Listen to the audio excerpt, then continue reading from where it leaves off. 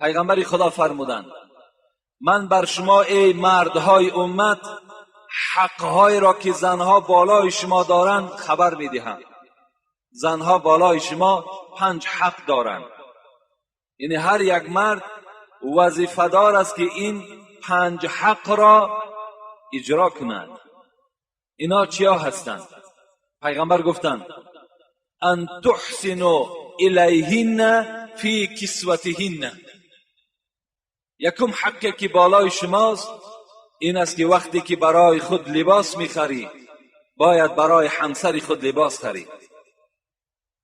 وقتی بدن خودت زیبا میکنی از لباس باید که بدن زن تو هم از لباس زیبا باشد. این یکم حقوق مرد همین است که بدن زن را باید از لباسش تأمین کند. و دوم و طعامهن.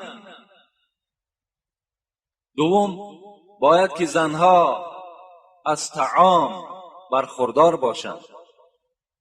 یعنی وقتی که اگر شکم بی مرد وقتی که از طعام سیر باشد یا مرد در جای طعام میخورد باید که فکر عیال خودم داشته باشد، باید که خاندان او هم از طعام تأمین باشد. دوم حقی که بالای مرد هاست این است که باید که زنها از طعامم برخوردار باشند، لباس هاشون پوشیده باشد، شکم های زنها باید که از طعام سیر باشند. سوم وظیفه‌ای که بر ذمه مرد هاست ولا تضرب الوجه. پیغمبر گفتند وقتی که شما زنها را آداب میدهید باید که در چهره زنها شما نزنید. چهره زنها را باید که شما سیاه و کبود نکنید. چگونه که جمعه پیشین برای شما خبر دادم که پیغمبر در حدیث های صحیح گفتند که یکی زدن در جای ملایمی زن باشد و آلات هایی که زن را زده می شود این باید که مسواک چوب باشد یا اینکه دستمال باشد. با دستمالش همین لطه هایی که ما و شما دست های خودم بعد طعام پاکیزه میکنیم تازه میکنیم. گفتن زنها باید که به همینها زده شود. وضربهن ضربا غیر مبرح. یعنی چنان زنید که زنها را چنان آداب دهید که نه چندان سختی باشد. این لفظ پیغمبری خدا هست. انا سوم گفتم پیغمبر شما مردها حقوق ندارین که در چهره زنها زنید. و چهارم ولا تقبیح. شما حق ندارید که زنها را دشنامهای قبیح دید. این زنها را چگونه که امروز مردها خیلی دشنامهای قبیح میدهند که نه پدری او میماند نه مادری او میماند نه اولاد او میماند. البته حالت غضب است، گاه می شود که یعنی مردها غضبناک می شوند از حساب رفتارهای نادرست زنها، لیکن به هر حال این وظیفه مرد است و امر پیغمبر است که باید که مرد خودداری کند. مرد باید خودش را اداره کند. یعنی دشنام دادن مادر او، پدر او یا اولاد او بر مرد هیچ نتیجه نمی آورد، هیچ فایده هم ندارد، بلکه در این دشنام دهنده گناهگار می شود. این چهارم حقوقی که زنها بالای مردها دارند این است. پنجم پیغمبر گفتند ولا تهجر الا فی البیت. یعنی وقتی که اگر زنهای شما با شما ملال شدند، زنهای شما با شما قهری شدند، حالان که این زنها حق ندارند که با مردها ملال ایستند یا با مردها قهری ایستند، زیرا که هر ثانیه و هر ساعتی که زنها با مردها قهری می شوند در لعنت خدا گرفتار می شوند، در لعنت ملائکه گرفتار می شوند. و اونها با همه درد، با همه بلا این زنها بعداً مبتلا می شوند. یعنی هر وقتایی که زنها اگر مبادا با یک جنجال از مردها ملال شدند یا قهری ایستادند، در حال خوش به حال همون زنی که بخشش طلب میکند و حیات خود باز مثل اولش شیرین میگرداند. رسول اکرم گفت وقتی که اگر مبادا در بین شما اگر قهرگی پیدا شد یا اینکه شما خواهید که زنها را یک آداب دهید، یک تعلیم دهید، شما جایگاه خواب را از پهلوی زن جدا کنید. الا فی البیت، لیکن در همون خانه که زن خواب است، در همون خانه جایگاه خواب جدا کن. تو دیگر خانه و یا که از حولی بیرون نشو، زن در خانه تنها بگذار، بلکه همون خانه که شما خواب بودین برای آداب دادن زنها، یعنی برای آنکه زنها بفهمند که مرد از او ملال است، برای آنه که این عملی من، یعنی زن باید که اینه در خیالش گذراند وقتی که مرد جاگه خواب از او جدا میکند، یعنی گذراند که من یعنی کاری ناشایسته ای کردم که ملال شوهر من شد و او از پهلوی من جدا شد. باید که در همون خانه که زن خواب است، در همون خانه پیغمبر گفتن باید که مرد جاگه خوابش را جدا کند. این است حقهایی که 5 حقی که زنها بالای مردها دارند. البته چگونه ای که مردها بالای زنها حقوقها دارند و خیلی مرتبات بلند دارند، نگاه میکنیم که زنها هم بالای مردها باز حقوقها داشتند. و حتی اگر ما و شما نظر کنیم دیگر فضیلت های زنها این بود که چگونه ای که مردها در جهاد با پیغمبر خدا اشتراک داشتند، زنها هم در جهاد اشتراک داشتند. یعنی چگونه مردها در دست شمشیر می گرفتند برای دفاع اسلام، برای دفاع قرآن، برای پیغمبر خدا را محافظت کردن، زنها هم در دست شمشیر داشتند و در پهلوی پیغمبر خدا با این یهودی ها می جنگیدند. حتی که گروه زنهای در یکی از جنگ ها برای اشتراک کردن حاضر شدند. پیغمبر خدا میگوید حتی با این زنها خطاب کرد چرا شما به این جهاد آمده اشتراک کردین؟ این زنها گفتند پیغمبر خدا ما می توانیم که اگر مجاهدی که زخمی می شود وی را طبابت کنیم، می توانیم که از معرکه جنگ مردی زخمی را آورده در یک جای بی آزار و یک جای آرام آورده گذاریم. ما می توانیم که از آب این مجاهدها را تأمین کنیم. ما می توانیم برای مجاهدها خوراک بپزیم. ای پیغمبر خدا برای ما رخصت ده. پیغمبر به این زنها رخصت دادند. حتی حضرت انس میگوید در جنگ احد که مسلمان ها در این جنگ شکست خوردگی هستند، برای سخن پیغمبر خدا را که مجاهدها شکستند و آن جانبی را که پیغمبر خدا گو حمایه کنین که از این طرف خوف است، شاید از این جانب اینها هجوم کنند، سخن پیغمبر خدا را وقتی شکستند، یهودی ها از همون جانب به مسلمان ها هجوم کردند و در همین جنگ احد مسلمان ها شکست خوردگی هستند که 70 صحابه پیغمبر با سرداری حضرت امیر حمزه در اینجا به هلاکت رسیدگی هستند.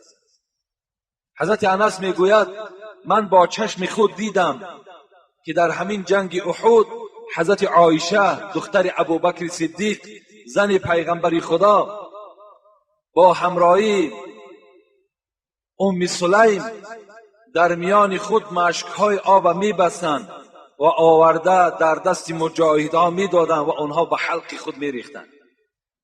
یعنی این گونه یاردم ها زنهای مسلمان در دوره های پیغمبر خدا میکردند. رسول اکرم میگوید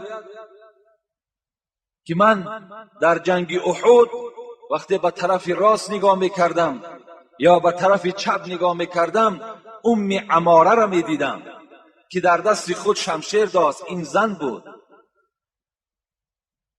ام سعد میگوید من در شانه همین عماره یک زخم چقوری را دیدم و از او پرسیدم این زخم از کجا پیدا شد؟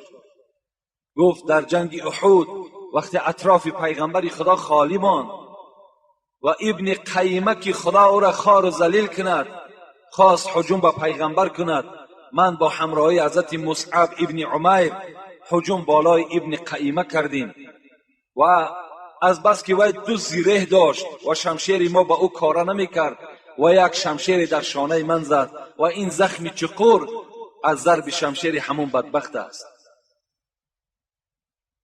و رسول اکرم پیوسته عماره را تعریف میکردند. بار میگوید در دوره های خلافت حضرت عمر یک چادر کلانی که خیلی قیمت کلان داشت و یا روی مال کلان بود وقتی آوردند و به حضرت عمر گفتند این را برای کیلون خود ببر، یعنی به زن حضرت عبدالله. حضرت عمر گفتند من یک زنی را میدانم که پیغمبر خدا دائم و تعریف میکرد، توصیف میکرد، این عماره هست، این روی مال گو حقی او هست. یعنی برده به همین عماره روی مال را تسلیم کردند. یعنی از روی این حکایه ها هم معلوم شد که زنها هم در دوره های پیغمبر خدا در جهادها اشتراک میکردند. این هم فضیلت زنهای دوره پیغمبر و این بلند مرتبگی زنهای حاضره ما و شما مسلمان ها را نشان میدهد. حتی رسول اکرم میگوید اللهم انی احرج حق ضعیفین الیتیم والمرأه. خدای مهربان من گناهگار میشمارم، گفت من گناهگار میشمارم شخصانی را که حق دو ضعیف را پایمال میکنند، یکی حق یتیم را، دوم حق زنها را. کسی اگر حق زنها را یا حق یتیم ها را اگر پایمال کند، پیغمبر خدا گفتند اللهم انی احرج، من گناهگار میشمارم او را.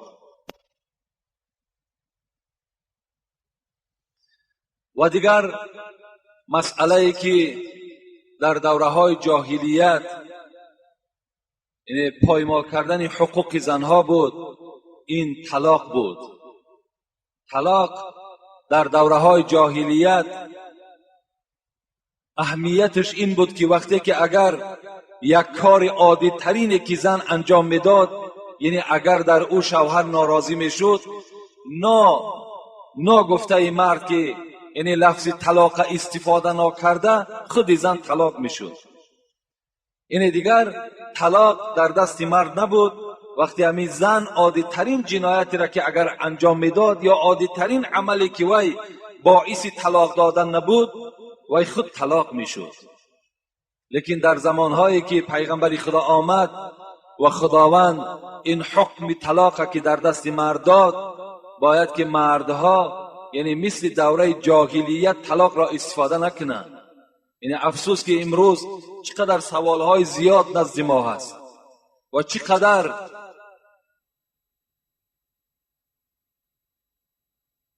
مراجعت‌های زیاد از طرف جوانها هست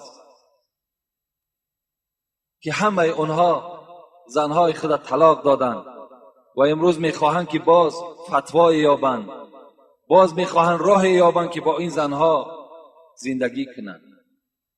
البته طلاق حلال است. چگونه پیغمبر میگوید ابغض الحلال الی الله الطلاق. طلاق حلال است، لیکن بدترین حلال ها در نزد خدا به شمار می رود. از همه شما جوانای عزیز و از همه پدرهایی که در خانه صاحب کلین هستند مراجعت میکنم و خبر میدهم که باید که به طلاق دادن هیچگاه راه ندهند. تا حد امکان، تا تمام مصلحت و تمام شرایط ها را استفاده برده، بعداً باز همون به دستور یگان داملا و یگان عالم مرحمت بعداً طلاق کند. و الا خیلی آدم باید که در مسئله طلاق باید با صبر باشد، شتاب نداشته باشد. زیرا بینید در حدیث های صحیح پیغمبر میگذرد که شیطان در بالای یک بحر کرسی خود میگذاشته است. همین شیطانی که امروز امت اسلام از راه حق بیرون کردگی هست، میگوید بالای بحر کرسی خود میگذاشته است و فرزندهای او در تمام دنیا پریشان هستند و هر کدام او می آمد از خبر میداده است. ای سردار، امروز من یک مرد مسلمان را وسواس کردم و او به زنا مبتلا شد. این سردار چی می گفته است؟ می گفته است نه آنقدر کاری بزرگی را انجام دادی. باز دیگری می آمد است، ای سردار، امروز من یک نفری مسلمان را نگذاشتم که در نماز 5 وقته در نماز جماعت اشتراک کنند. سردار می گفته است نه آنقدر کاری بزرگی را انجام دادی. دیگری می آمد است می گفته است ای سردار، من یک مرد را چنان وسواس کردم که بار هم نماز نمی خواند. سردار می گفته است نه آنقدر کاری بزرگی را انجام دادی. این کار سهل است، این کار آسان است. دیگرش می آمد است می گفته است ای سردار، امروز من یک بنده مسلمان را چنان وسواس کردم که حتی دستی به قتل زد، یک برادر مسلمان شا به قتل رسانید. این شیطان می گفته است نه آنقدر بزرگی را انجام دادی. یعنی از کار این، از این مراجعت، از این خبرها این سردار میگوید هیچگاه شاد نمی شده است، خرسندم نمی شده است. وقتی میگوید یک نفر دیگر می آمده است از فرزندهای شیطان، می گفته است ای سردار، امروز من یک جوان را چنان وسواس کردم، در خانه آنها چنان جنگ را مبتلا کردم که وی مرد عاقبت زن خود طلاق داد. میگوید این سردار از بالای کرسی میخیسته است و نزد این فرزند خود می آمده است و این فرزندی که این گونه عمل را انجام داده است وی را در آغوش می گرفته است، می گفته است خوش به حال تو که چنان یک کار بزرگی را انجام دادی. در این عمل تو عرش پروردگار جنبید. از یک طلاقی که تو در خانه این مسلمان برپا کردی، عرش پروردگار را تو در جنبش در آوردی. از طلاق عرش پروردگار می جنبد. خدای مهربان از این طلاق بی نهایت ناخشنود می شده است. البته سبب همه طلاق ها ما و شما می دانیم که جنجال هاست، بعضی نافهمی هایی که در خانه پیدا می شود عاقبتش طلاق است. لیکن شما فراموش نکنین شما پیرو پیغمبر خدا هستین. در خاندان پیغمبر خدا هم جنجال بود. قصه ها از حیات پیغمبر خدا میگذرد که بار پیغمبر خدا با همراهی عایشه چی جنجال کردند. چنان جنجال شدند که حتی که پیغمبر خدا مجبور شدند که خسوری خود یعنی حضرت ابوبکر را برای مصلحت دادن دختر در خانه خود حاضر کند و نفر روان کرد که ابوبکر را به نزد من دعوت کنید. وقتی ابوبکر آمد، عایشه صدیقه در یک گوشه خانه نشسته، پیغمبر خدا در یک گوشه خانه نشسته. وقتی ابوبکر در آمد و نزد اینها که نشست، پیغمبر گفت ای عایشه، گفت آیا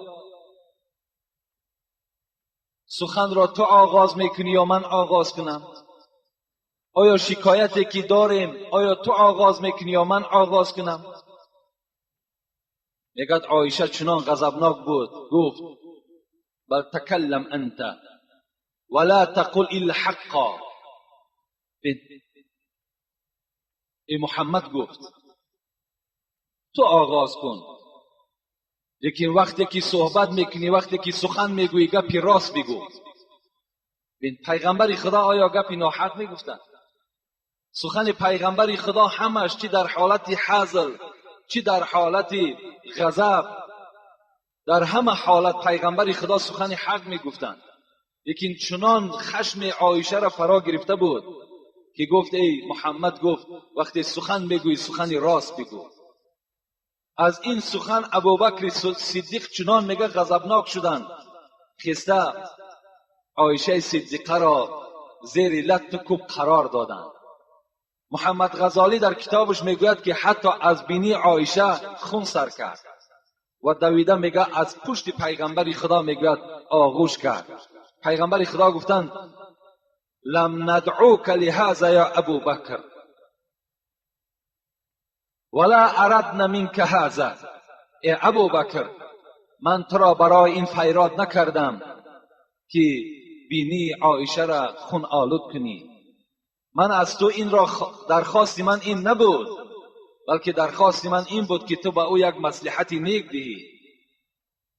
در عائله پیغمبر خدا این گونه جنجال ها پیدا می شد. حتی چنان گاه ها میگد عایشه چنان غضبناک می شد که از غضب بسیار چی می گفت؟ ای محمد، تو گمان میکنی پیغمبر هستی؟ این گونه میگد صحبت ها از زبان عایشه صادر می شد. رسول اکرم میگوید اینی لعرف غضبک من رضاک.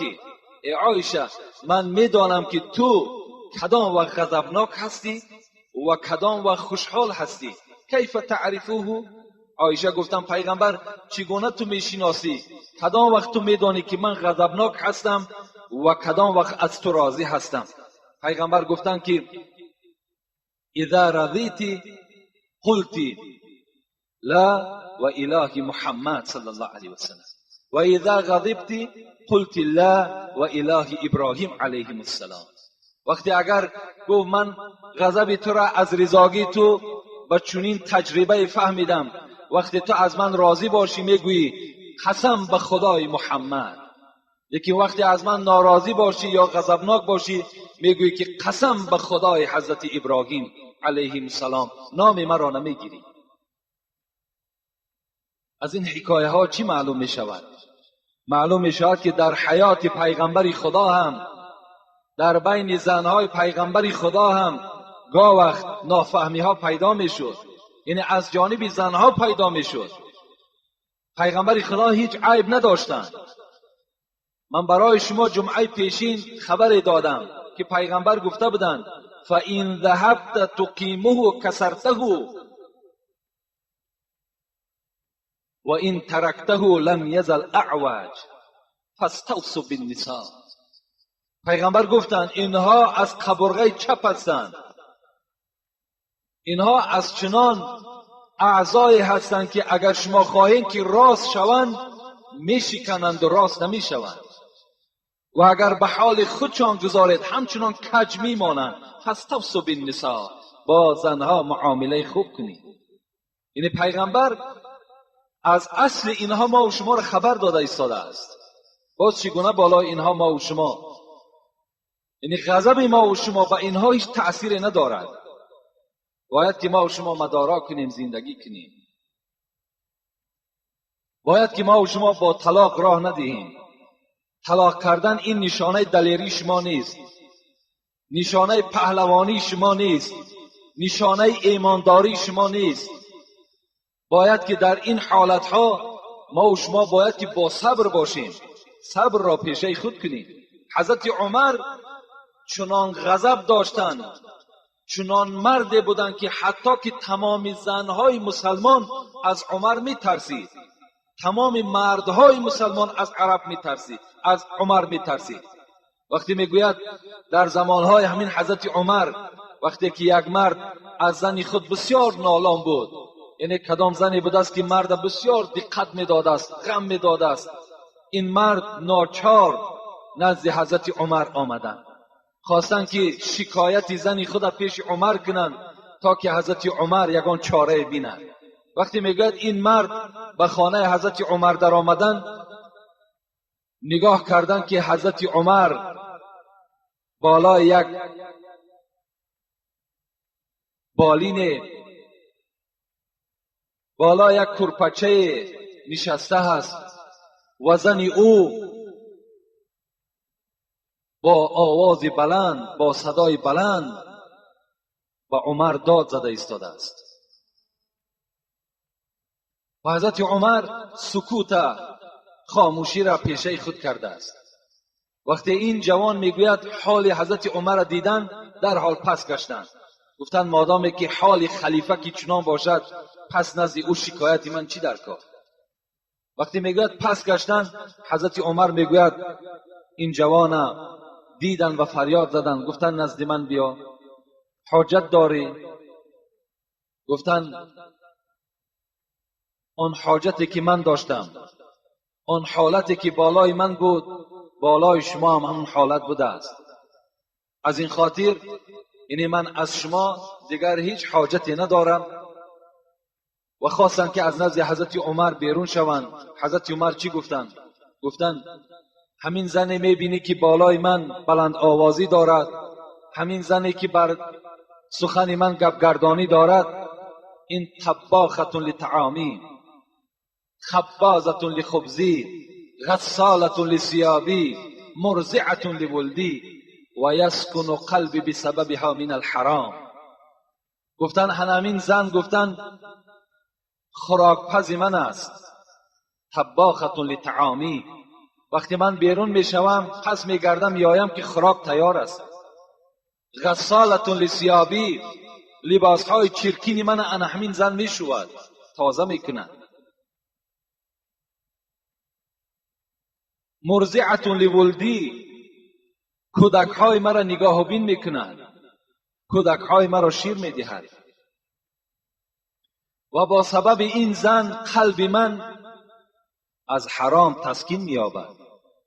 یعنی این زن سبب شده است و من دیگر بر حرام راه نمیدهم، با راه حرام نمیروم. از این خاطر با یک زبانی که این دارد با این من صبر میکنم. خدا گفته است ان الله مع الصابرین، من همراه صبر کننده ها هستم. انشاءالله من بالای این زن غالب می آیم. یعنی بین توصیه حضرت عمر این بود. یعنی حضرت عمر می توانستند که در حالتی که خلافت در دستش بود، پادشاه بودند، می توانستند که با سبب یک گپگردانی این زن در حال زن طلاق دهند. یکی طلاق ندادند، صبر کردند. قصه ای را برای شما چند جمعه پیش خبر داده بودم. یعنی مادام باز موردش آمد، تکرارش باز ثواب است. گفته بودیم که یک مرد یک زنی خیلی بدی داشت. من این حکایه ها را برای آن میارم که برادرای عزیز در هر یک عادی ترین کارها شما به طلاق راه ندهید. یعنی در حال با راه طلاق از زنها جدا نشوید، زیرا باز فردا شما پشیمان میشوید. یا فردا شما مثل این ممکن که اگر زن خوبم که دریافت کنید، گفتی خداوند در قرآن چی میگوید؟ و عاشرهن بالمعروف فإن كرهتموهن فعسى ان تكرهوا شيئا و یجعل الله فیه خیرا کثیرا. خدا میگوید شاید همین زنهایی که درشت زبان هستند، بد اخلاق هستند، شاید اینها برای شما فرزندهای خوب دهند، شاید از اینها شما فرزندهای سالم و صالح گیرید. و شاید اگر شما زنهای صاحب جمال بیارید، ممکن که مثل این میگد فرزندهای خوب برای شما ندهد.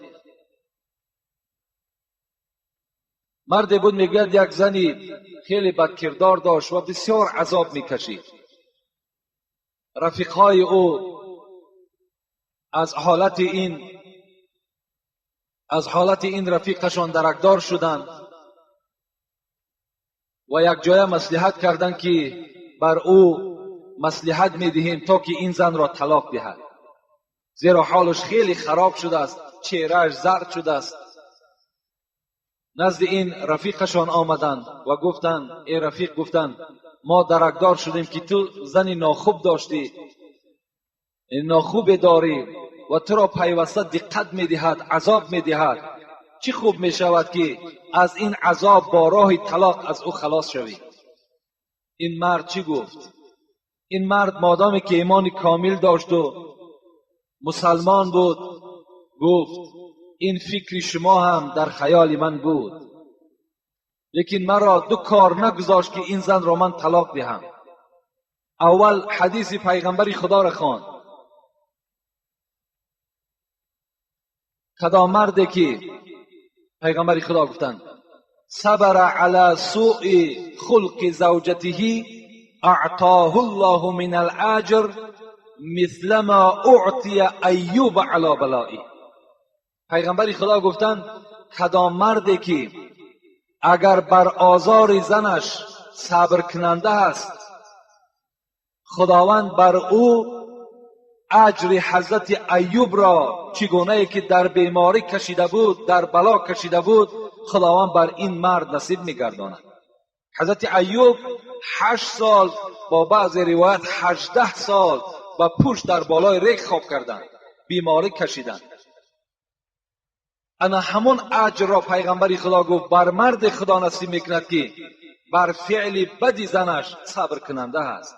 این مرد گفت من این حدیث پیغمبر خدا را وقتی که خواندم نخواستم که این زن را طلاق دهم، خواستم که با سبب صبری که من دارم خداوند اون اجر حضرت ایوب را در نامه اعمال من کتابت کند.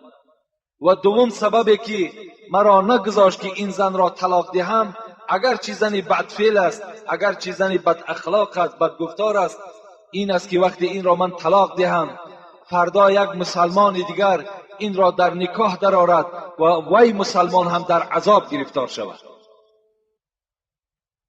یعنی اینم یک غمخواری یک برادر مسلمان را نشان میدهد. یعنی وقتی که ما و شما همون زن طلاق میدهیم باید که در خیال خود گذرانیم که این به خانه پدر می رود، به خانه مادر می رود، این در نزد برادر مادر و پدر دیگر قدر ندارد. امروز از حیاتی که در خاندان ما و شماست خودتان خلاصه کنید. وقتی که با 3 فرزند و 4 فرزند و یا شوهر وقتی طلاق می دهد و در کجا دیگر سرپناه می یابد؟ در کجا و قدر قیمت می یابد؟ فرزندهای او همه بی تربیه می شود. دیگر این مادر مجبور می شود که راه زنا را پیش گیرد و برای فرزندها یگان قوت، یگان نان، یگان آب پیدا کند. یعنی چی یک مصیبت در خاندان اون زن پیدا می شود. امروز یک خیلی همین عقیده نادرستی در خاندانهای مردها یا در عقیده مردها پیدا شده است که اگر مرد زن را طلاق دهد یعنی بچه‌دار هیچ وقت هم دقت ندارد، با زن دیگر می‌یابد، زن دیگر میگیرد. لیکن این بسیار عقیده غلط است. چگونه که همان زن در خانه خود بی‌قدر است یا چقدر رنج عذاب میکشد، این مرد تصور کند که در هر یک رنج عذاب اون زن این مرد گناهکار است و در نزد خدا عاصی است. باید که هیچگاه شما با طلاق خود را از زنهای خود جدا نگردانید. یعنی وقتی که در خاندان شما اگر جنگ می شود، جنجال می شود، می توانید که شما یعنی با یک آدمهای خیرتمند و آدمهای با عقل مراجعت کنید تا که راههای خوبش را برای شما پیدا کنند تا که شما در نزد خداوند گناهکار نشوید. یعنی این است در باب حقوقهای زن بالای شوهرها. خدا خواسته باشد انشاءالله باز جمعه های آینده که سوالهای خیلی زیاد نزد ما هست جواب میگردانیم و بعدنش انشاءالله از حقوق شوهرها بالای زنها که یعنی شوهرها چی حقوق دارند باز به سمع شما میرسانیم. در اینجا یک چند سوالهای هست تا که اونها را جواب میگردانیم، انشاءالله بعداً دعا میکنیم.